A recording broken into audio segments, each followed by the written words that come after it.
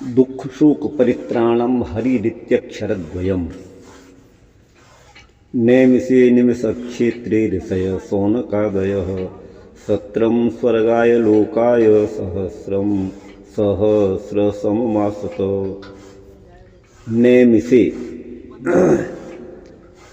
अनिमिष क्षेत्रे, निमिष पलक को बोलते हैं। हमारी आपकी पलक गिरती है यूँ, लेकिन देवताओं की पलक नहीं गिरते, तो देवताओं का नाम इसलिए अनिमिष है। तो वो अनिमिष क्षेत्र माने देवभूमि, देव क्षेत्र, और जिसकी यहाँ अभी जिसकी विशेष संज्ञा नैमिष है, वही नैमिषारण्य यहाँ शौनक संवाद आया है पुराणों में। तो उसी नैमिष क्षेत्र में जो देवभूमि है, अनिमिष क्षेत्र है, उसमें शौनकादयः ऋषयः, शौनकादि ऋषियों ने, है ना जी। तो यहाँ अनिमिष का ही ये क्या है? अनिमिष क्षेत्रे नैमिषे। हाँ। जो नैमिष उसकी विशेष संज्ञा क्यों है, ये आगे अभी बता रहे हैं।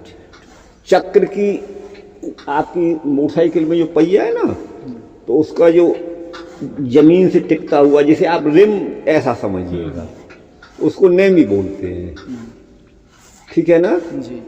तो वो वहां पर शांत हो गया था, वो जो है वहां पर अभी इसमें आएगा, इसलिए उसका नाम नैमिष है। और वो देवताओं की निवास भूमि, इसलिए अनिमिष क्षेत्र भी है। तो ऐसे नैमिषारण्य में जो देवभूमि है, उसमें शौनकादि ऋषियों ने, है ना, स्वर्ग लोक के लिए सहस्र समम, 1000 वर्ष, समा वर्ष को बोलते हैं, सहस्र समम सत्रम, 1000 वर्षों में पूरा होने वाला, सत्र माने यज्ञ, याग, है ना, आस, तो उसके लिए उन्होंने प्रारंभ किया, माने सभी शौनकादिक ऋषियों ने। तो वही यहाँ पर आगे बताएंगे। ये तो सीधा सामान्य अर्थ हो गया। तदेवं अनेन श्लोकत्रयेण विशिष्ट इष्ट देवतानुस्मरण पूर्वकम प्रारिप्सितस्य शास्त्रस्य विषय प्रयोजनादि वैशिष्ट्येन सुख सेव्यत्वेन च श्रोत्रीन अभिमुखीकृत्य शास्त्रम आरभते। तो इस प्रकार अनेन श्लोकत्रयेण, इन 3 श्लोकों के द्वारा अपने विशिष्ट इष्ट देवता का अनुस्मरण किया गया, मंगल के रूप में ग्रंथ के आदि में।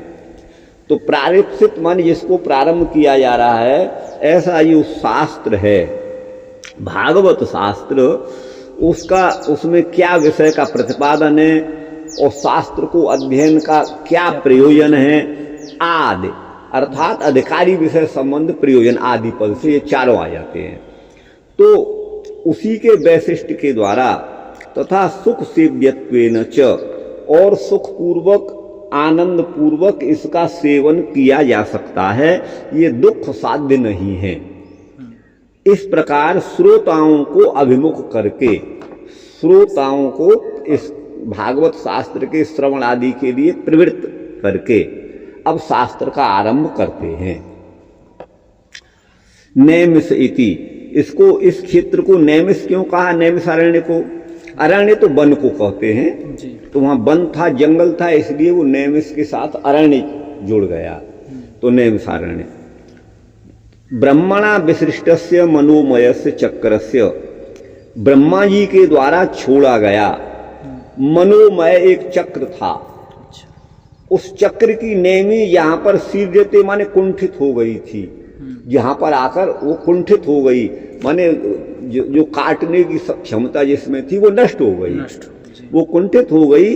इसीलिए तन नेमिषम, उसे नेमी यहाँ पर से सीर्यते, श्री धातु से बना है, श्री विषण गत्यव साधनयो।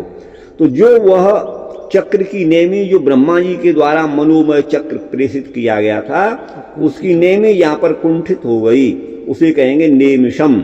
और नेमिष को ही नैमिषम कहा जाता है, नेमिष ही नैमिष है। स्वार्थ में अण प्रत्यय कर देंगे तो आद वृद्धि होकर के नेमिष से नैमिषम बन जाएगा। तथाच वायवीय, वही जो कल सूत्र पढ़े वही उसी से और पढ़ते होगा। हाँ हाँ, वो यहाँ पर जो है वो स्वार्थमण हो जाएगा, बिल्कुल स्वार्थमण होगा। तो जैसा कि वायु पुराण में स्पष्ट किया गया है, एतन मनोमयम चक्रम मया सृष्टम विसृज्यते यत्रासीर्यते नेमि सदेशस तपसः शुभः। यह मनोमय जो चक्र है वो मया माने मुझ ब्रह्मादि के द्वारा है ना, सृष्टम माने रचा गया, और विसृज्यते इसको छोड़ा भी मैंने, इस चक्र को भेजा भी मैंने, विसर्जन भी मैंने किया। और अस्य माने इस चक्र की, यत्र माने जिस भूमि में, नेमि सीर्यते माने वो कुंठित हो जाती है, कुंठित हो गई। वही देश नेमिस है, और नेमिस को ही नैमिस बोलेंगे। तो इसका थोड़ा कहानी सदेशस तपसा शुभ, मतलब ब्रह्मा जी चक्र क्यों छोड़े, किस लिए, क्या? ये कथा तो बाल पुराण में मैंने नहीं पढ़ी, आपको बता दूं, वहां की जो भी होगी, बाकी मैं इसका अर्थ आपको बता रहा हूँ। ये वायु पुराण की मतलब कथा वो है। चक्र छोड़े, चक्र छोड़े थे ब्रह्मा जी ने, मनोमय चक्र, माने मन की शक्ति से अभिमंत्रित करके, ये भाव है। वो चक्र वहां आकर के कुंठित हो गया, तो वो नेमिस क्षेत्र है। उसी के आगे अरण्य जोड़ा तो नेमिस अरण्य है। नेमिस कोई नैमिस भी बोलते हैं, स्वार्थ में अड़ होकर के नेमिस को नैमिस बन जाता है, तो वो नैमिसारण्य है। तो तन नेमिसम वही है, सदेशस तपसा शुभ, वह देश तपस्या के लिए, आराधना के लिए, भगवद जो है वो उसके लिए अभीष्ट माना गया है, शुभ माना गया है। ऐसा कह करके सूर्य संकाशम चक्रम सृष्टवा, सूर्य के समान तेजस्वी चक्र का सृजन किया, जो कि मनोमय था। प्रणपत्य महादेवम विसर्ज्य पितामह, पितामह माने ब्रह्मा जी ने महादेव जी को प्रणिपात करके उस चक्र को छोड़ा। प्रणिपात प्रणिपत्य माने प्रणाम करके। हाँ, तेपि हृष्टतमा विप्रा प्रणम्य जगताम प्रभुम, और तेपि माने वे भी, जो विप्र वहां विद्यमान थे, वह भी बड़े प्रसन्न हुए। हृष्टतम माने अत्यंत हर्षित हुए। जगताम प्रभुम प्रणम्य, जगत के प्रभु को प्रणाम करके वह सभी है ना तपस्वी भी बड़े प्रसन्न हुए। प्रयुष तस्य चक्रस्य यत्र नेमिर विसीद्यत तद्वनम तेन विख्यातम नैमिषम मुन पूजितम। प्रयुष तस्य चक्रस्य, उस चक्र की नेमी जहां पर व्यसीद्यत कुंठित हो गई थी, तद वनम माने वह जो वन है, तेन माने उसी के, उस चक्र के नेमी के आधार पर, नेमिषम इति विख्यातम, नेमिष नाम से वो विख्यात हुआ, जो कि मुनियों के द्वारा पूजित है, मुनियों के द्वारा अभिनंदनीय है, आदरणीय है। नैमिष इति पाठे वराह पुराणोक्तम द्रष्टव्यम, है ना। तो यहाँ पर है नैमिष, ये दंत तालव्य स दिया हुआ है, लेकिन कहीं कहीं बड़ा पुराण में नैमिष मूर्धन्य स भी देखा जाता है, नैमिषारण्य। तो उसके लिए बड़ा पुराण में जो कथा कही है वहीं देखना चाहिए। तथा है गौरमुखम ऋषिम प्रति भगवद वाक्यम, गौरमुख नाम के ऋषि के प्रति भगवान का वचन है। क्या है? एवं कृत्वा ततो देवो मुनिम गौरमुखम तदा उवाच निमिषेणेदम निहतम दानवम बलम। ऐसा करके, तथा माने उसके बाद, देव माने भगवान ने गौर मुख नामक मुनि को, उवाच माने कहा, है ना, क्या कहा? इदम दानवम बलम निमिषेण निहतम, यह जो दानवों का बल है माने सेना है, दानवों की जो शक्ति है उसका निमिष मात्र में जो है अंत कर दिया, वो नष्ट, उनको तहस नहस कर दिया, नष्ट कर दिया। ठीक है ना। अरण्य अस्मिन् ततस्पेतन नैमिषारण्य संगतम, इसीलिए यह जो अरण्य है, इसी कारण से नैमिषारण्य यह संज्ञा वाला हुआ। आगे है भविष्यति,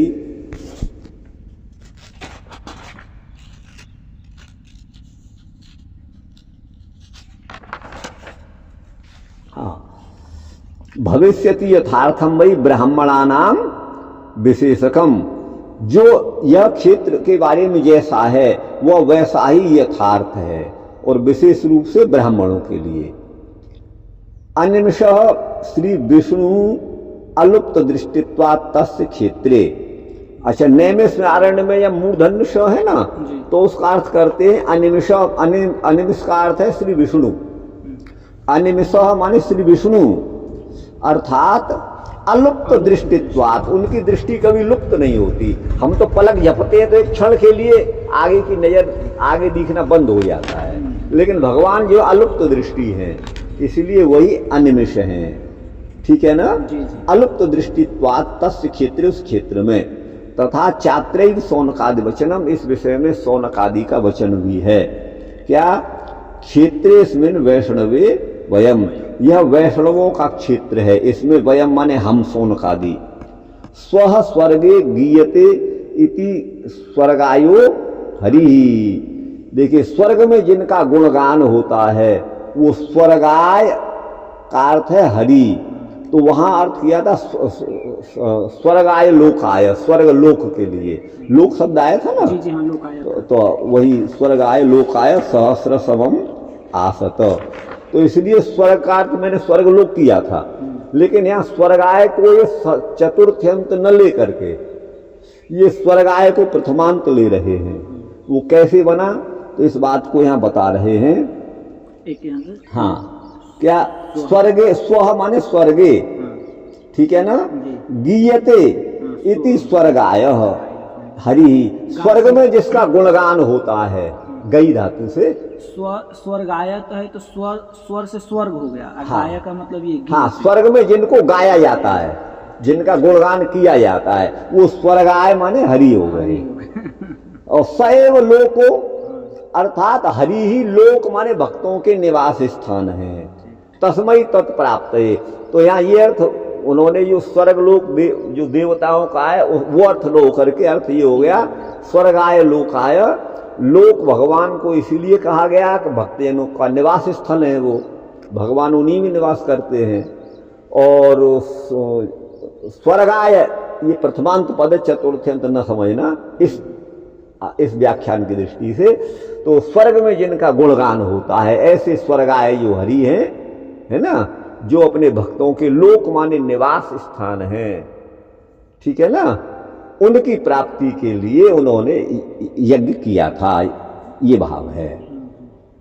सहस्रम समा संवत्सरा अनुष्ठान कालो यस्य, जिस यज्ञ का, जिस सत्र का अनुष्ठान काल, समय 1000 वर्ष है। सम माने वर्ष, समा माने वर्ष होता है। तो समा माने संवत्सरा, संवत्सर माने 1 वर्ष। तो इस प्रकार मतलब 1 वर्ष का 1 संवत्सर होता है ना। मनवंतर नहीं, संवत्सर 1 वर्ष को ही कहते हैं। और एक अभी चैत्र कृष्ण शुक्ल प्रतिपदा को संवत्सर बदल जाएगा, है ना। अब जो चल रहा है वो बदल जाएगा। फिर कालयुग नाम संवत्सर है। अभी कालयुग बोलिए प्रथमांत में। कालयुक्त है। कालयुग नहीं, मैंने युग पढ़ा है, युग हलंत पढ़ा है, तो इसीलिए मैं सप्तम यंत में काल अस्मिन रोजाना संध्या के समय कालयुगी नाम संवत्सर ऐसा बोलता हूँ। कालयुगी, हाँ। चलिए, कहाँ से है? हाँ, यही अनुष्ठान। हाँ, तो वो जो सत्र है, तत्सत्रम सत्र संज्ञकम कर्मोद्देश्य आसत माने उपवेशु। उसी कर्म का, उसी सत्र का, उसी यज्ञ का, है ना, विधान करने के लिए वो उसी उद्देश्य से आसत माने उपवेशिसु, अर्थात उपविवेशु माने बैठे, वहां पर वो विराजमान हुए शौनकादिक ऋषि। यद्वा आसत माने अकुर्वत, अथवा आसत का अर्थ है अकुर्वत, उन्होंने किया। 1000 वर्ष चलने वाला यज्ञ किया। आलभेत निर्वपति उपयंती इत्यादिवत प्रत्योच्चारण मार्थत्वेन अस्तेर धात्वर्थस्य अविवक्षितत्वात्। तो यहाँ अपना एक नियम दे रहे हैं। आलभेत माने आलभन करे। आलभन, देखिए, आलभन का अर्थ कई लोग तो हिंसा करते हैं। गऊ का आलभन का अर्थ करते हैं गौ की हिंसा, लेकिन ऐसा नहीं। आलभन का अर्थ वहाँ होता है स्पर्श। वो आया है, एक महाभाष्य में भी उस वचन को उद्धृत किया गया है वो वैदिक वचन है वस्तुतः। तो वहाँ है स्थूल प्रसतीम अनडवाहीम आलभेत, ये वचन है। स्थूल प्रसती अनडवाही माने गाय, अनडवान माने बैल, और अनडवाही माने गाय का, गऊ का आलभन करे। तो आलभन का अर्थ यहाँ पर स्पर्श है, यज्ञ में उसका विधान, स्पर्श करने का विधान है। तो वहाँ पर स्थूल प्रसती के दो अर्थ हो जाएंगे समास भेद से। स्थूलानी प्रसंति यस्याम अथवा यस्या सा स्थूल प्रसति।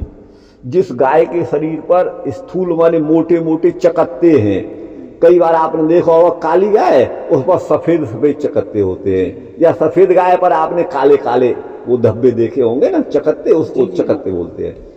तो वो स्थूल, तो स्थूलानी है ना, प्रसंति स्थूल है, प्रसत जिसके शरीर पर, उस गाय को स्थूल प्रसति बोलेंगे। तो ये तो हो जाएगा बहुब्रीहि से अर्थ। और कर्मधारय समास करने पर अर्थ होगा स्थूला चासौ प्रसति च।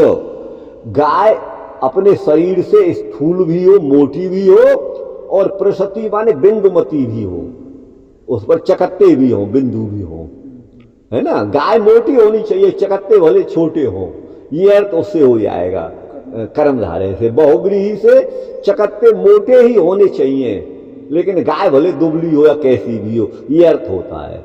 तो वहां पर आलवन का अर्थ स्पर्श है, स्पर्श करना चाहिए। लेकिन कई लोग आलवन का अर्थ कहते हैं हिंसा, और उन्होंने मध्यकाल में कुछ लोगों ने ऐसा चला दिया कि वैदिकी हिंसा हिंसा न भवती। वैदिक यज्ञ कर्मकांड आदि में हिंसा हिंसा नहीं होती है। तो ये जो प्रचलन चला है वो मांस लोलुप जो है मैं तो ये कहूंगा कि हत्यारा, यही कहूंगा, उन लोगों ने चला दिया। तो यज्ञ में जो है बलि दी जाने की प्रथा चल गई, आपको बता दें उस समय से। अभी अभी मैं आपको एक बात बताऊं, जिनसे मेरा पत्राचार हुआ है 2 बार, वो पंडित युधिष्ठिर मीमांसक दयानंद के ही शिष्य थे, आर्य समाज के थे। बड़े प्रतिष्ठित विद्वान, व्याकरण के अपने समय के मूर्धन्य मनीषी इस भारतवर्ष नहीं पूरे विश्व के एकमात्र ही थे। अभी आज से मैं समझता हूँ 30-1 वर्ष उनको हो गए होंगे, 25-30 वर्ष उनका शरीर शांत हुआ होगा। उनके 2 पत्र मेरे पास हैं, एक तो अभी आपको दिखा सकता हूँ मिनट 1 में। तो मैंने व्याकरण के उसको लेकर के उनसे 2 प्रश्न किए थे, 2 बार पत्राचार किया, दोनों का उत्तर उन्होंने मुझे दिया था। बहुत अच्छे उत्कट कोटि के वो विद्वान थे। तो वो जो है कहते हैं कि मैं एक बार इधर दक्षिण भारत में महाराष्ट्र वगैरह में कोई नांदेड़ जगह है, तो नांदेड़ में कोई महान यज्ञ हो रहा था। तो उस यज्ञ में पंडितों ने और सबने मिले, उस यज्ञ में ये भी थे, पंडित युधिष्ठिर मीमांसक भी थे। तो वहां पर क्या है, रात में छिप करके बकरे की बलि दी गई थी। तो उसका वो उन्होंने लिखा है कि वो मुझे बहुत अच्छा नहीं लगा, बहुत बुरा लगा, ऐसा नहीं होना चाहिए। तो वस्तुतः वहाँ आलवन का अर्थ लोगों ने हिंसा कर दिया, लेकिन हिंसा नहीं है। और गो तो इतना पूज्य है कि उसकी तो हिंसा की सोच भी नहीं सकता कोई भी आस्तिक या धार्मिक अथवा विशेष रूप से सनातनी व्यक्ति तो कदापि नहीं सोच सकता, यज्ञ के नाम पर नहीं सोच सकता। फिर देवियों को बकरे की बलि दी जाने लगी। आज भी हमारे भारत में मैं समझता हूँ 10-20 ऐसे मंदिर होंगे यहाँ बलि प्रथा है। और जड़ भरत को भी पंचम स्कंद में श्रीमद् भागवत में बलि के लिए ले जाया गया। ये प्रथाएं चल गई जो कि बहुत गलत है। देखिए, अगर दुनिया में कोई पाप है तो किसी प्राणी की हिंसा से बढ़कर कोई पाप नहीं है, सबसे बड़ा पाप वही है। तो लोग फिर कहने लगे कि नहीं, वैदिक की हिंसा हिंसा नहीं भवती, स्वर्ग में मरा हुआ पशु स्वर्ग जाता है। तब जो है इसके ऊपर कटाक्ष किया उन्होंने नास्तिकों ने, लोकायतिक बौद्ध, बल्कि जो है चारवाकों ने जो है कटाक्ष किया। वो मुझे बहुत अच्छा लगा। हालांकि वो चारवाक तो हम तो उनके सिद्धांत से कोसों दूर हैं, लेकिन ये कथन मुझे अच्छा लगा। तो वो लिखते हैं, यज्ञे निहत पशु स्वर्गम गच्छेद यदि तर्हि यजमानेन स्वपिता कथम न हिंस्यते। यदि यज्ञ में मरा हुआ पशु स्वर्ग जाता है तो फिर अपने पिता को स्वर्ग क्यों नहीं भेज देते, उसी की बलि दे दी। तो मुझे बहुत अच्छा लगा, आपको बता दूं। तो कहने का मेरा मतलब ये है कि अगर हिंसा पाप नहीं है तो दुनिया में कोई भी पाप नहीं है। चाहे वो वैदिक के नाम, वेद के नाम पर हो या किसी के नाम पर हो। तो जैसे और भी बहुत लोगों से मैं सुनता हूँ कि पहले यज्ञ में मतलब कि बलि दे दे, तो क्या ये सही है? नहीं, ये प्रथा चल गई, बीच में चल गई, लेकिन आदि काल में ऐसा नहीं था। हमारे यहाँ तो चींटी की भी रक्षा, उसका पोषण करना कर्तव्य माना है। और बिल्कुल वेद का वचन है कि मां हिंस्यात सर्वभूतानि, सर्वभूतानि में सारे प्राणी आ गए, जीव जंतु मनुष्य पशु पक्षी सब आ गए। बोले सभी का हिंसा का निषेध है। मां हिंस्यात सर्वभूतानि, ये हमारे जो आर्ष वैदिक सिद्धांत है। लेकिन लोगों ने बाद में यही ले लिया कि जो है वो जो है वैदिक हिंसा नहीं होती है। अरे हिंसा क्यों नहीं होती है? फिर अपने पिता को ही भेज दो स्वर्ग में, अगर स्वर्ग जा रहा है तो वो, तो ये बातें चल गई जो कि बड़ी धर्म के नाम पर अधर्म ही है। तो युधिष्ठिर मीमांसक का जो लिखा हुआ वो मैंने आपको बताया। मैं सुना, अब पता नहीं सही है गलत है, कि वो लोग हवन में डाल देते थे गौ को, फिर जिंदा भी निकाल लेते। वो सब बकनी बात है, वो कहना भर है। आज कोई क्यों नहीं कर सकता है ऐसा? फिर गाय को ही क्यों डालें, स्वयं वही क्यों नहीं कूद दिया? फिर वो तो स्वर्ग देंगे, फिर तो वो तो वहीं आ गई, फिर स्वर्ग कहाँ चली गई? आप यूं भी देख लीजिए, फिर वो मरा हुआ पशु मरा ही नहीं तो स्वर्ग कहाँ गया? वो तो वापस आ गया। तो ये सब अनर्गल कल्पना है, ऐसा कहीं भी नहीं है। वो आलवन का अर्थ वहाँ स्पर्श ही है, और धातुओं के अनेक अर्थ होते हैं, इसलिए लोगों ने अपने मन मुताबिक अनेक अर्थ निकाल दिए। अब आप देखिए भागवत जी में ही है कि साधक को ज्यादा धन इकट्ठा नहीं करना चाहिए। तो ऐसा वचन है भागवत में एक जगह आया है, वो वचन अभी याद आएगा तो आपको बताऊंगा। तो लेकिन उसका अर्थ लोगों ने गलत लगा दिया। तो वो बोले वैश्य के लिए ऐसा नहीं है, वैश्य तो धन का संग्रह करे। तो उन्होंने अपने अनुसार उसका अर्थ निकाल दिया। तो जो अपने मतलब का होता है उसके अनुसार अर्थ करते हैं। अब देखिए भगवान वादरायण ने तो एक ही ब्रह्म सूत्र लिखा, लेकिन उसमें जो है रामानुजाचार्य को तो विशिष्टाद्वैत दिखा, निम्बार्काचार्य जी को उसमें द्वैताद्वैत दिखा, और गौड़ी संप्रदाय वालों को अचिंत्य भेदा भेद उनको दिखा, और फिर जो भगवान शंकराचार्य जी को अद्वैत ही दिखा, और वल्लभाचार्य जी को शुद्धाद्वैत उसमें दिखा। तो ये सब उन्होंने अपनी रुचि से कह दिया। अच्छा, नाम किसी वस्तु का आप कुछ भी अपनी दृष्टि से रख लो, वस्तु के स्वरूप पर हमारे नामकरण से कोई अंतर नहीं आने वाला है। गाय को हम बकरी भी कहने लगे तो बकरी तो नहीं हो जाएगी, लेकिन हम उसे कुछ भी कहें, उसकी संज्ञा कुछ भी रख लें। ये यदृच्छात्मक शब्द होते हैं, 4 प्रकार के शब्द हैं। चतुष्टयी शब्दानाम प्रवृत्ति है ना, 4 प्रकार के शब्द हैं, यौगिक, रूढ़, योग रूढ़ और केवल रूढ़, आपने पढ़ा होगा। तो अब वहाँ रूढ़ी क्या है? प्रसिद्धि है। आप अब उसमें यदृच्छा शब्द भी होते हैं। यदृच्छा शब्द कैसे हैं कि आपने जो है किसी अपनी इच्छा से किसी का, जैसे ये हमारा बछड़ा बैठा हुआ है, अब बिल्कुल छोटा ही था, एक 4 से 10 दिन का, तो सुनील के बच्चे ने दक्षिण ने इसका नाम रख दिया पिल्लू। पिल्लू पिल्लू, देखो पिल्लू, देखो कान बदल रहा है, ये समझता है कि मैं पिल्लू हूँ। आप देखिए प्रत्यक्ष प्रमाण देखिए जी, आप देखिए अब कान बदल रहा है। अब मैं दोबारा बोलूंगा तो फिर ये 2 मिनट के बाद फिर ये कान बदलेगा। तो अब इसको मालूम पड़ेगा कि मैं पिल्लू। अब ऐसा कहने से पिल्लू थोड़े हो जाएगा, अब लेकिन इसकी संज्ञा हो गई, इसको भी मालूम पड़ गया कि मैं ही पिल्लू हूँ, इसको भी मालूम पड़ गया है। तो ये यदृच्छा शब्द हैं, अपनी इच्छा से कोई कुछ भी नाम। अब एक एक शब्द के इतने, अब हमारे यहाँ तो कहते हैं भाई जल, लेकिन अंग्रेजी लोग तो वाटर उसको बोलते हैं, लेकिन वस्तु उससे नहीं बदल जाती, वस्तु तो वही रहेगी। तो हम जो नाम कुछ भी करें उससे वस्तु के स्वरूप पर कोई फर्क नहीं पड़ेगा, और वो वस्तु अपने स्वरूप में ही रहेगी। ठीक उसी तरह से भगवान वेदव्यास वादरायण के द्वारा जो कहा गया ब्रह्म सूत्र है, उसका उनका अपना अभीष्ट अर्थ वही एक है जिसको वो चाहते हैं, एक ही है। वहां ऐसा नहीं कि भाई तुम्हारे लिए तुम विशिष्टाद्वैत भी इसमें देख सकते हो, या तुम द्वैताद्वैत देख सकते हो, या तुम शुद्ध अद्वैती, ऐसा कुछ नहीं है। फिर उसके लिए हम कैसे जाने कि वो क्या कह रहे हैं? उन्हीं सूत्र से ही केवल अर्थ निकाले तो देखिए सूत्र हाँ देखिए वो तो देखना पड़ेगा, ये तो बिल्कुल आपकी बात सत्य है। लेकिन कहाँ जो है वेदार्थ का, जहाँ श्रुति के अर्थ का कहाँ अनुगमन हो रहा है। यदि उस अनुगमन श्रुति का अर्थ भी, उस श्रुति भी यदि उसी अर्थ का समर्थन कर रही है, तब तो वो अर्थ सर्टिफाई है, युक्त है। और श्रुति उस अर्थ का समर्थन नहीं करती तो वो अर्थ मान्य नहीं हो सकता, फिर तो वो मनगढ़ंत अर्थ हो जाएगा। भाई देखिए, वेदाः प्रमाणम, एकमात्र हमारे परम प्रामाणिक जिनकी स्वतः प्रामाणिकता है वो वेद ही है। तो वेदों को प्रामाणिक रूप से माना है। और उपनिषद भी वेद के ही एक अवयव मानिए, माने उपनिषद भाव को भी सनातनी लोग वेद ही कहते हैं। तो वो जो वेद हैं, वो वेद जो है जैसा कहते हैं उसके अनुसार यदि हम ब्रह्म सूत्र का या भगवत गीता का अर्थ करते हैं तब तो वो उचित है। और यदि हम उसका उल्लंघन करके अर्थ कर रहे हैं मनगढ़ंत, अपने सिद्धांत की, अपनी परंपरा, अपना संप्रदाय चलाने की दृष्टि से हम कर रहे हैं, तो वो रॉन्ग ही होगा, राइट नहीं होगा, वो अनुचित ही होगा।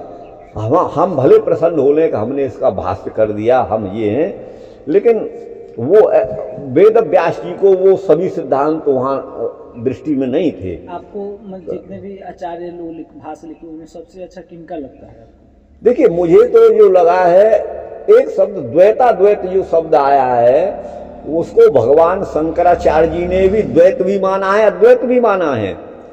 आपके सामने ही हमने वहाँ इन्हीं से प्रश्न किया था निश्चलानंद जी से, तो वो ही बोले हाँ व्यवहार में तो है ही है।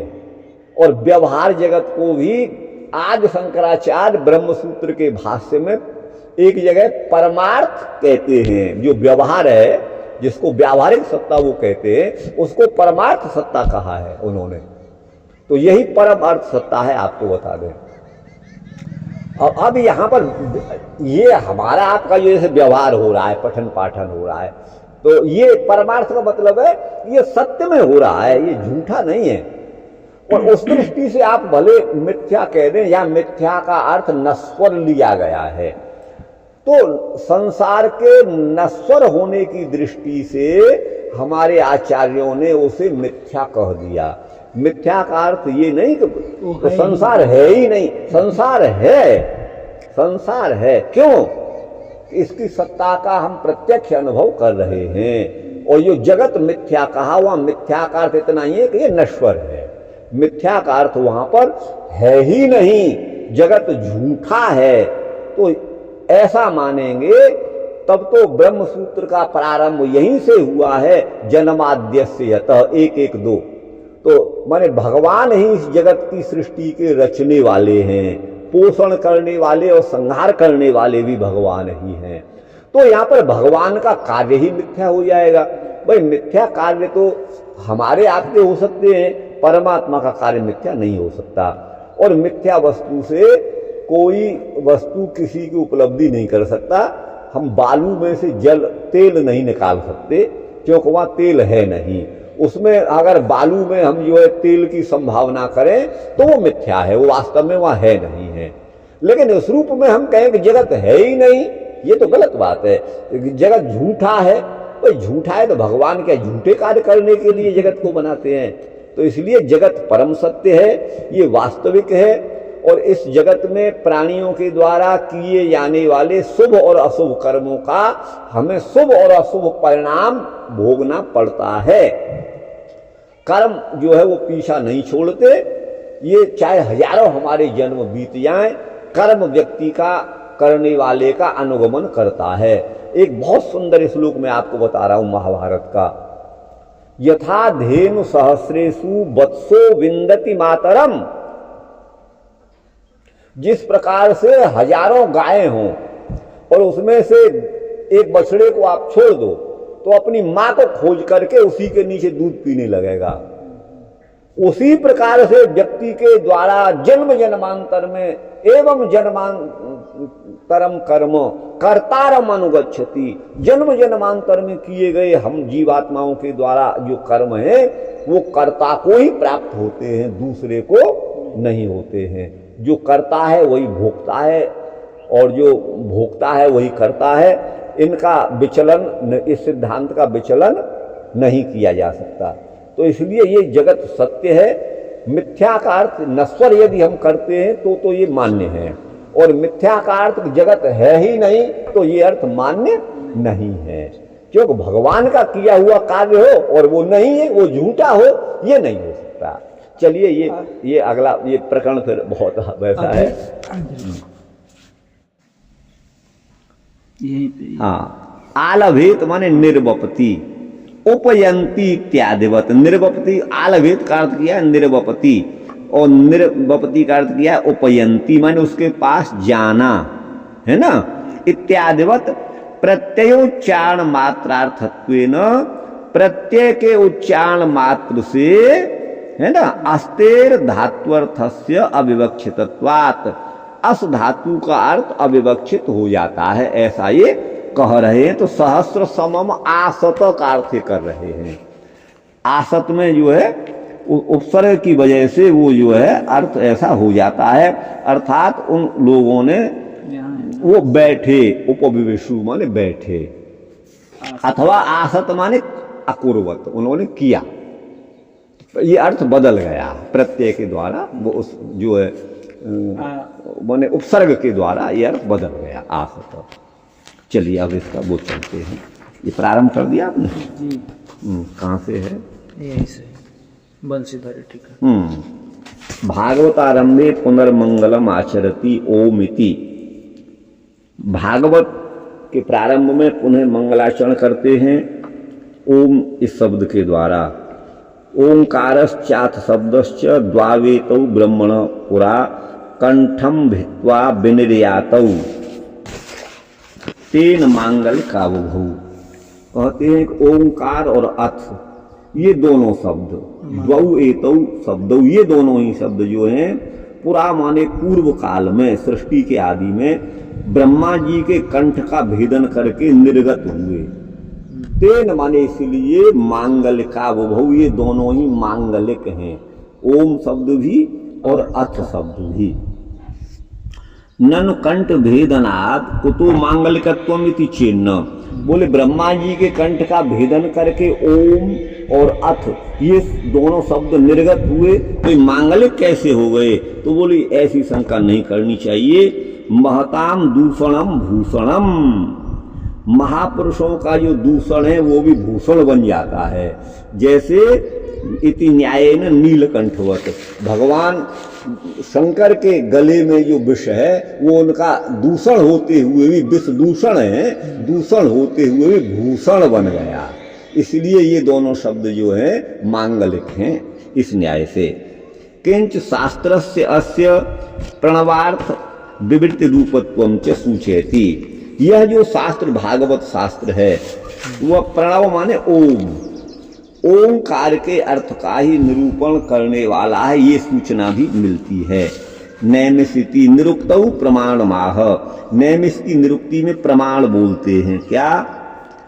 मूर्धन्यांत पाठे प्रमाणांतर माह, या नैमिष में तालव्य की जगह पर नैमिष मूर्धन्य सकार है, उसमें प्रमाणांतर को कहते हैं नैमिषिति। विशेषकम वैशिष्ट्यापादकम, विशेषण जो है वो क्या होता है? वो वैशिष्ट्य का आपादन माने संपादन, विशेषता का प्रतिपादन करने वाला होता है। अत्र इदम विवक्षितम, यहाँ पर यह विवक्षित है माने कहने का विषय है। यत्र कामादीन शत्रुन शीघ्रमेव हंतुम प्रभवे तत्र वशेदिति भावः। जहाँ साधक के ऊपर काम क्रोध आदि शत्रु आक्रमण करते हैं, इन सभी को जहाँ शीघ्र ही परास्त, हनन, इनका हनन, इनके ऊपर विजय प्राप्त जहाँ पर हो, तत्र वशेद, ऐसी भूमि में निवास करना चाहिए, ये अर्थ है। तुमो प्रयुक्तस्य इति कर्मणि चतुर्थी बोध्या अत्रेति भावः। तुमो प्रयुक्तस्य, तुम का मतलब तुमोन प्रत्यय, हाँ उससे लिए अर्थ में, जैसे पठ तुम पढ़ने के लिए, चतुर्थी के अर्थ को ये कहता है। ये कर्म में अथवा कर्म में चतुर्थी यहाँ पर जाननी चाहिए, ये भाव है। प्रथमम सौनकादीनाम सकाम कर्म परत्वमेव आसीत। पहले तो सौनकादिक जो ऋषि थे वो सकाम कर्म ही करते थे। रोमहर्षण के संग से ततो उसके बाद नाना पुराण आदि शास्त्र श्रवण मनन आदि भी, रोमहर्षण के संग से माने सूत जी के संग करने से नाना शास्त्र और पुराणों का चिंतन और मनन करने के द्वारा उनमें जिज्ञासता की प्रसिद्धि हुई, वो जिज्ञासु बने। तो रोमहर्षण हाँ, सूत जी को कहा गया है। अच्छा, आगे है ततश्च साधु उग्र श्रवस संगेन भक्ति रसे स्पृहा। उसके बाद जो साधु उग्र श्रवा हैं उनके संग से भक्ति रस में उनकी स्पृहा माने इच्छा हो गई। जी हाँ, तदुक्तम जैसा कहा है, कर्मण यस्मिन अनाश्वासे धूम्रात्मनाम भवान। ये क्या है? आपाययति गोविंद पाद पद्मासवम मधु। तो देखिए, कर्मण यस्मिन अनाश्वासे, कर्मणि अस्मिन अनाश्वासे, यह जो संसार है वो इस प्रकार के कर्मों का इसमें जाल बिछा हुआ है, निरंतर इसमें इस प्रकार के कर्म हो रहे हैं। धूम्रात्मनाम भवान, जो कुसंग के द्वारा गलत कार्य करने वाले, धूम माने गलत कार्य करने वाले जो लोग हैं, उनसे बचने के लिए आपाययति गोविंद पाद पद्मा सवम मधु, भगवान गोविंद के पाद पद्म माने चरण कमल के आसव माने मकरंद रूपी मधु को पान कराते हैं। कौन? वही सूत जी, सूत सोनक आदि जो संवाद है ना, उनके लिए कह रहे हैं। ततश्च जिज्ञासुत्वमपि शिथिलम कुर्वताम तेषाम भक्तौ प्रवेशे। तो वहां पर जिज्ञासु भाव भी शिथिल होते हुए, शिथिलम कुर्वताम तेषाम भक्तौ प्रवेशे, उनका सोनकादि का भक्ति में प्रवेश हुआ। स्वर्गार्थकम सत्रम तच्च मिसमेव अभूत। तो स्वर्ग के लिए उनका जो सत्र था ना, एक सेकंड, हाँ, वो है ना, मिस ही हो गया। माने वो स्वर्ग की कामना को छोड़ करके स्वर्गाय का अर्थ वहां पर भगवान के लिए, भगवान के प्रति उनकी भक्ति जागृत हो गई। तदुक्तम जैसा कहा है, क्या कहा है?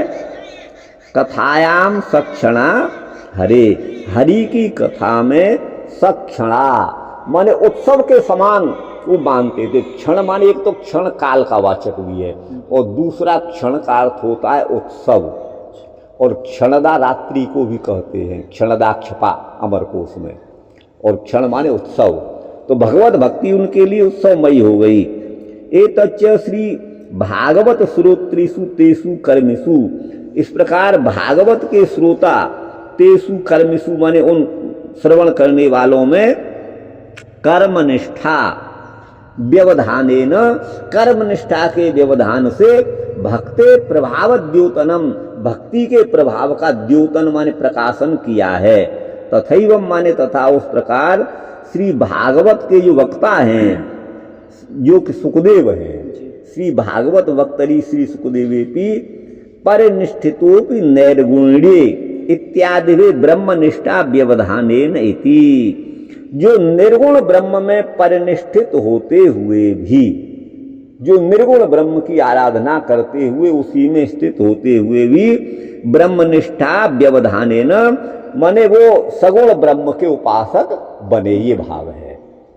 यदवा स्व स्वर्गे गीयते इति स्वर्गायो हरि, ये तो अर्थ अभी ऊपर भी किया था। स्वर्ग में जिनका गान किया जाता है वो स्वर्गाय का अर्थ हो गया हरि, अर्थात वही उरुगाय भी हैं। अर्थात उरु माने बहुत सारी है ना स्तुतियां जिनके लिए गाई जाती हैं, इसीलिए परमात्मा को श्री हरि को उरुगाय कहा गया है। उरुगाय के समान स्वर्गाय भी बनता है। जैसे उरुगाय माने जिनकी विपुल रूप से कीर्ति है, जिनका गुणगान होता है, वैसे ही यहाँ पर स्वर्गाय शब्द भी बनता है। इसे चतुर्थ्यंत मान करके ये प्रथमांत माना जाए, अर्थात जिनका गुणगान किया जाता है, ये अर्थ इसका होगा। हाँ, तस्य लोको वैकुंठ, उनका लोक, भगवान का जो लोक है वो वैकुंठ है। तस्मै माने उसके लिए। ये ऋत्विज तएव यजमाना, जो ऋत्विज है वही यजमान भी हैं। यत्र बहुकर्तृक याग तत्र सत्र शब्द प्रयुज्यते, जो सत्र अनेक, जो यज्ञ अनेक पुरुषों के द्वारा साध्य हो उसके लिए सत्र शब्द का प्रयोग होता है। बहुकर्तृक याग तत्र सत्र शब्द प्रयुज्यते, ठीक है ना। अथवा बहुभ्यो दीयते यत्र तृप्यन्ति प्राणिनो बहु कर्तारो बहवो यत्र तत्सत्रम अभिधीयते, ये सत्र की दूसरी परिभाषा नीलकंठ ने की है। अर्थात बहुभ्यो दीयते यत्र, जहां बहुत सारे लोगों को अन्न धन आदि दिया जाए, तृप्यंती प्राणिनो बहु, और बहुत सारे प्राणी जिसमें आकर के तृप्त हो जाएं, और कर्तारो बहवो यत्र, जहां सत्र के यज्ञ के करने वाले भी अनेक हों, बहुत सारे हों, तत्सत्रम अविधीयते, उसे सत्र कहा जाता है। ये नीलकंठ मतलब यज्ञ। हाँ हाँ। ननु सहस्र समम इत्युक्ते, सहस्र सम माने 1000 वर्ष, इस उक्ति से क्या हुआ, शौनकस्य कुलपते सत्रे 12 वार्षिके इति भारत विरोधस्तु। लेकिन महाभारत में तो ये लिखा हुआ है शौनकस्य कुलपते सत्रे 12 वार्षिके। शौनक जो है वो कुलपति थे अपने उस समय के, और कुलपति संज्ञा उसको होती थी, जैसे आजकल उसे वाइस चांसलर बोलते हैं, तो वो कुलपति उसको कहते थे जो 10,000 शिष्यों को शिक्षा देते थे, उनके भोजन आदि की व्यवस्था करते थे, उनको जो है कुलपति कहा जाता था। तो शौनक उसी तरह के कुलपति थे। तो शौनकस्य कुलपते, उनके सत्र में, जो कि सत्र 12 वार्षिक था, 12 वर्ष तक चलने वाला था। भाई महाभारत में तो वो जो 12 वार्षिक बताया है, और यहाँ सहस्र समम, समा माने वर्ष, तो यहाँ 1000 वर्ष का कैसे बता दिया। ये भारत से विरोध हो रहा है। विरोधस्तु द्वाभ्याम बिंदुभ्याम अधिका 10, है ना, 2 बिंदुओं से अधिक, और 12 का अधिक। देखिए क्या तोड़ मलोड़ है ये। 1000 हो गया तो 2 बिंदु तो हाँ हो गया। माने द्वाभ्याम बिंदुभ्याम अधिका 10, 10 के आगे 2 बिंदु रख दो तो 1000 हो गया। 12 का अर्थ कर रहे हैं। द्वा माने द्वाभ्याम बिंदुभ्याम अधिका, 2 बिंदु अधिक रख दो 10 हो गया तो 1000 हो गया। बोले वही 1000 वर्ष का, अब ये वहां 12 का अर्थ 1000 है, ऐसा ये कह रहे हैं। 10 संज्ञा अंकांकों पर बिंदु द्वय पातने न सहस्रम भवती, 10 संख्या के आगे 2 बिंदु जोड़ दो तो 1000 हो जाता है ना। ये समास के द्वारा विरोध का परिहार हो जाता है। 12 माने 12 वर्ष का अर्थ भी 1000 हो जाता है। आप समझ गए ना। हाँ, कल्पांतरापेक्षा व 12 इति पाठो भारतीय, अथवा दूसरे कल्पों की अपेक्षा से महाभारत में ऐसा कहा होगा। अब ये भी कह रहे हैं, इनको लगा कि मैं गलत कह रहा हूं तो दूसरा अर्थ दे रहे हैं, है ना। ये कह रहे हैं यदवा, अब तीसरा अर्थ दे रहे हैं 12 वार्षिक का, वो सहस्र समम का। यो मास संवत्सर, जो महीना है ना उसको 1 संवत्सर मान लिया, माने 1 महीने को 1 वर्ष मान लिया। आप समझ गए ना। तो 12 गुना तो यही हो गया। हाँ, इति श्रुते सहस्र मासिको व यागो ज्ञेय, अथवा 1000 महीने का, 1000 महीने का जो याग है उसको सत्र कहा गया, ऐसा जानना चाहिए। एतद वन पर्वणि 35 अस्ति, ये महाभारत के वन पर्व में 35 माने 35वें अध्याय में है। मास प्रतिनिधि इत्यत्र नीलकंठोक्तम, नीलकंठेनुक्तम, नीलकंठाचार्य ने कहा है कि मास जो है वो प्रतिनिधि है। प्रतिनिधि क्या होता है, मुख्या भावे तत्सदृश प्रतिनिधि। आपके गुरु जी का निमंत्रण आया, वो स्वयं नहीं गए अपनी जगह, आपको भेज दिया तो आप प्रतिनिधि हो गए। हाँ, ये है उद्देश्य इत्याध्यारे, उद्देश्य इस पद का अध्यार करके, माने 1000 वर्ष तक यज्ञ करने का उद्देश्य लेकर के इसका अध्यार करना पड़ेगा। तो गौरव में प्रतिभाति, इसमें तो गौरव ही होता है। तम बिना भी अर्थ सिद्धे, उस अध्यार के बिना भी अर्थ की सिद्धि होगी। कर्तृकर्म क्रियादीनाम यदि स्थानम न लभ्यते अध्याहारम तदा कुर्यान मुख्यार्थ प्रतिपत्तये। जहाँ पर कर्ता कर्म और क्रिया आदि के लिए कोई उचित स्थान प्राप्त नहीं होता है, वहीं किसी पद का अध्याहार किया जाता है। तदा कुर्यात मुख्य अर्थ की प्रतिपत्ति माने सिद्धि के लिए। इति अभियुक्तोक्ते, ये अभियुक्त माने विद्वत जनों की उक्ति है। अत आह, इसीलिए कहते हैं यद्वा इत्यर्थ, अथवा सर्वेषामेव धातूनाम अंतर्भूत क्रियर्थता सावाच्या प्रत्ययार्थेन एवं भाट्टादयो जगु। भट्ट आदि जो विद्वान हैं वो ऐसा कहते हैं, क्या जितने भी धातु हैं उन सबके अंतर्भूत क्रिय धातु है। जैसे गम धातु, जाना गमद्री गतऊ, तो माने जाने का कर्म कर रहा है। खाने, खादती, खाने का कर्म कर रहा है।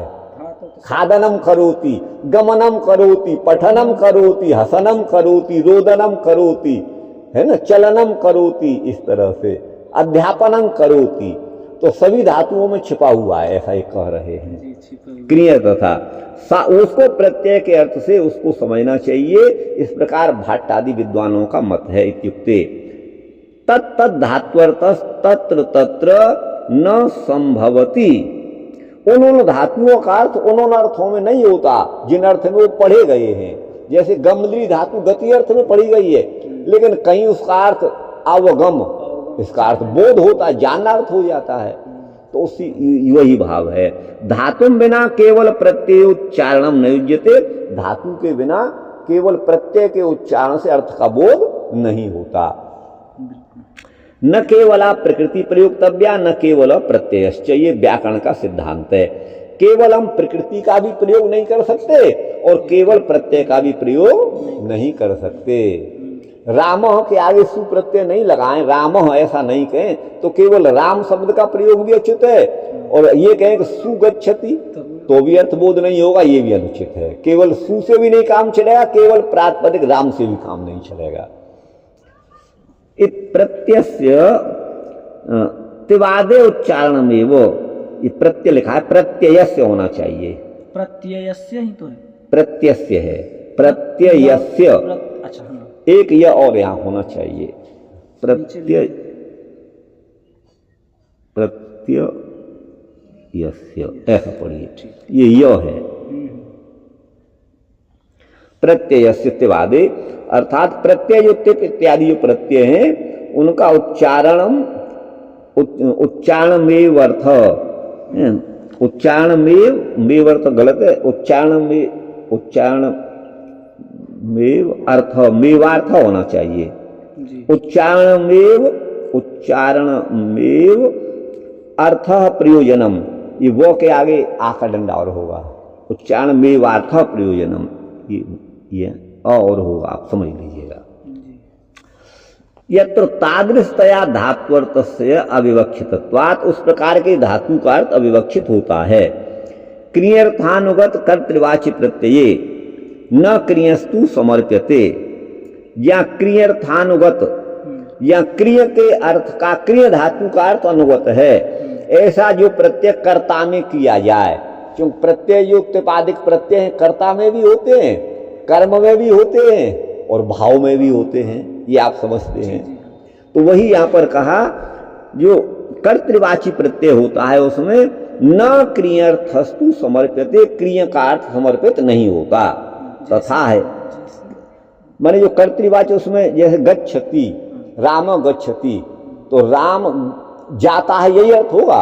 राम गमन करता है, उसमें करता है जोड़ने की जरूरत नहीं है।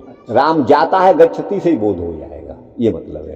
कर्म में कर सकते हैं, देखिए जहाँ कर्मवाच्य का प्रयोग होगा वहां पर कर्म मुक्त हो जाएगा, वहां कर्म में प्रथमा आ जाएगी, द्वितीय नहीं रहेगी, और कर्ता में वहां तृतीय हो जाएगी। हसनम करोति, हाँ, तो ये तो यहाँ तो हो जाएगा, यहाँ तो हो जाएगा।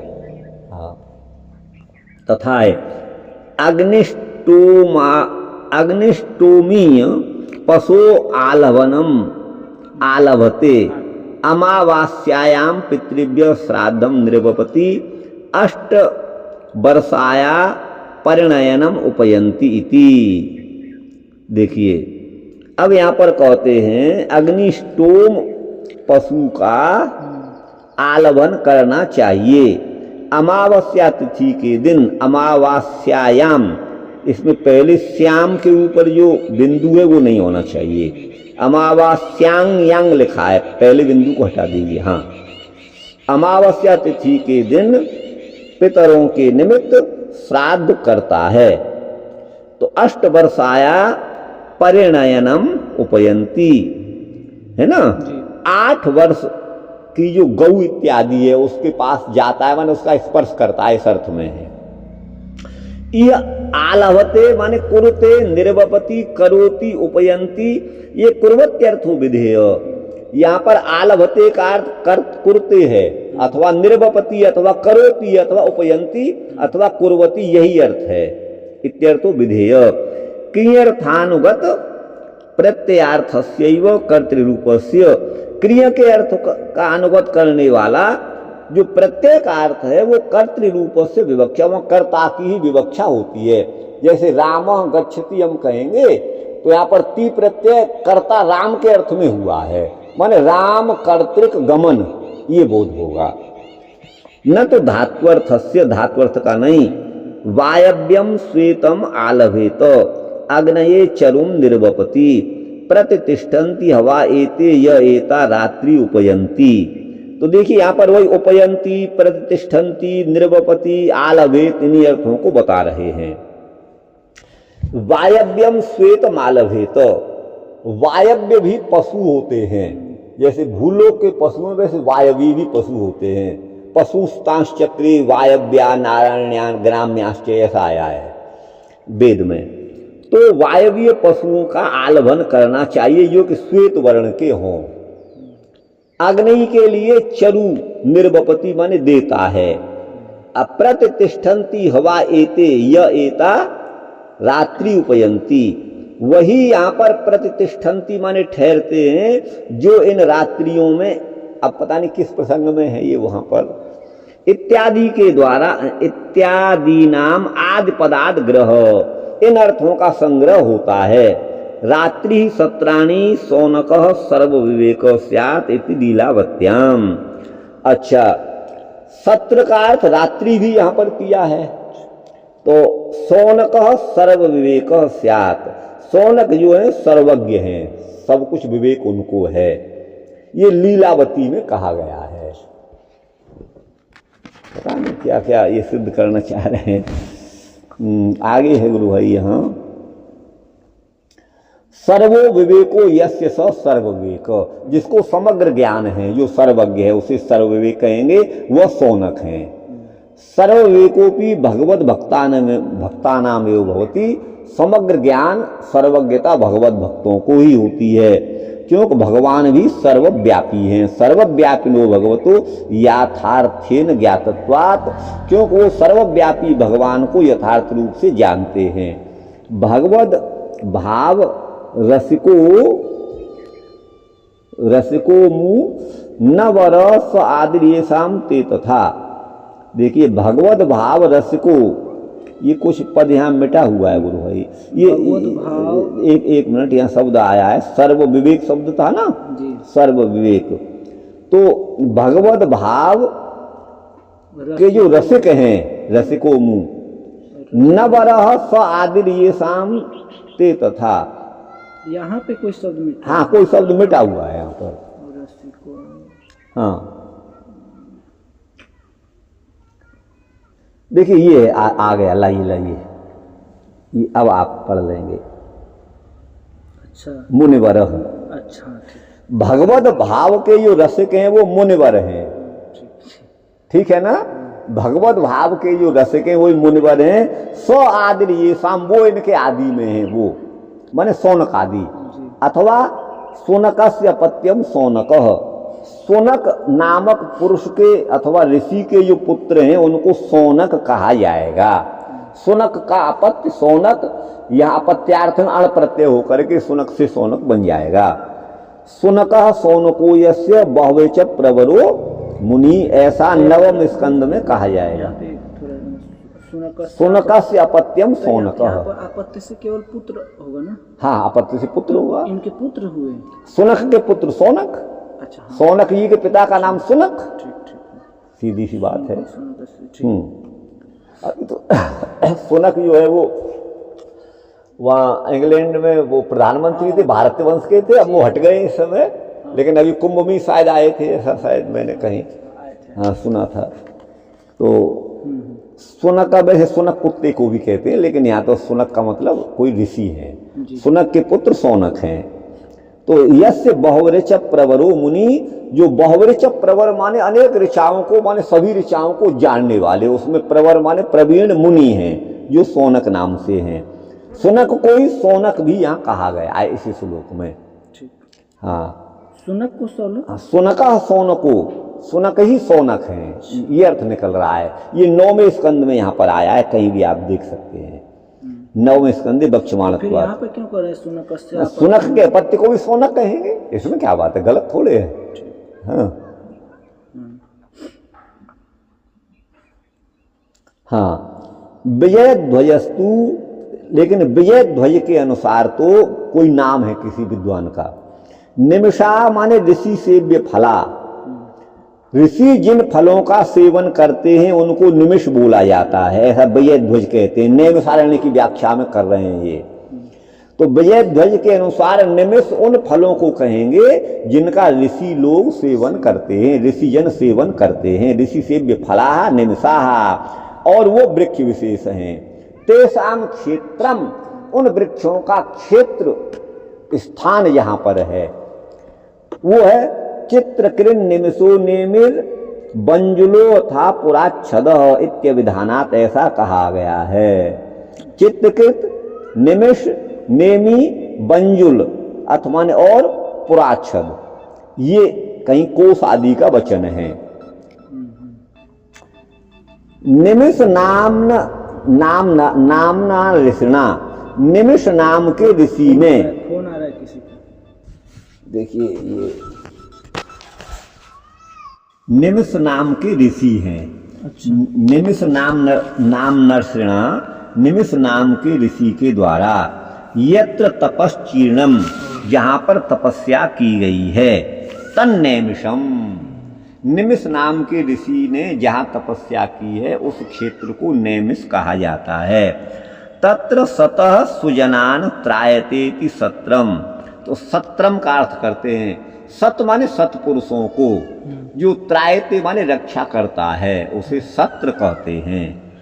सतो ब्रह्मणस्त्राणम अनेनेति यज्ञाभावे वेदे एव लुप्येत इत्यर्थः। तो सतो माने ब्रह्मणः, त्राणमेव अनेन, ब्रह्मा जी ने चक्र भेजा था ना, वो शीर्ण हो गया, वहां उसी भाव से यहाँ पर कह रहे हैं। तो सतो माने ब्रह्मणः त्राणम अनेन, उसका त्राण यहाँ पर, त्राण माने रक्षा, यहाँ पर हुई थी। यज्ञाभावे वेदे एव, वेद एव, बदे लिखा है, वेद एव लुप्येत है, इसको एक यहाँ लगा लीजिए, उसको काट दीजिए। यज्ञ के अभाव में वेद का ही लोप होता है, माने वेद का ही कोई तात्पर्य नहीं रहता, ये भाव है। इतना इन्होंने कहा है। तो इनका कहने का तात्पर्य इतना है कि निमिष नाम के ऋषि के द्वारा यहाँ पर जो है वो तपस्या की गई, इसीलिए इस क्षेत्र का नाम नैमिष है। और सत्र का सहस्र समम सत्रम, सत्रम का अर्थ है सत्पुरुषों को रक्षा करने वाला। सत माने सुजनान माने सज्जनों को, त्रायते माने रक्षा करने वाला, उसे सत्र कहते हैं। तो इसने सत माने सत्र, ब्रह्मा जी की रक्षा की थी, ये भाव है। ब्रह्मा जी वहां पर रक्षित हुए थे, इस भाव से। फिर ब्रह्मा जी अगर वहां पर रक्षित हुए हैं, हाँ, तो फिर चक्र कौन चलाए? देखिए रक्षित का मतलब है वहां उन्होंने चक्र तो उन्होंने ही भेजा था, लेकिन वहां शीर्ण हो गया, उसी भाव से ये कह रहे हैं। हाँ। और इनका क्या भाव होगा ये तो भगवान जाने, हम तो इतना ही समझे प्रभु जी। इतना ही लिखे हैं और कुछ तो है नहीं। हाँ ठीक।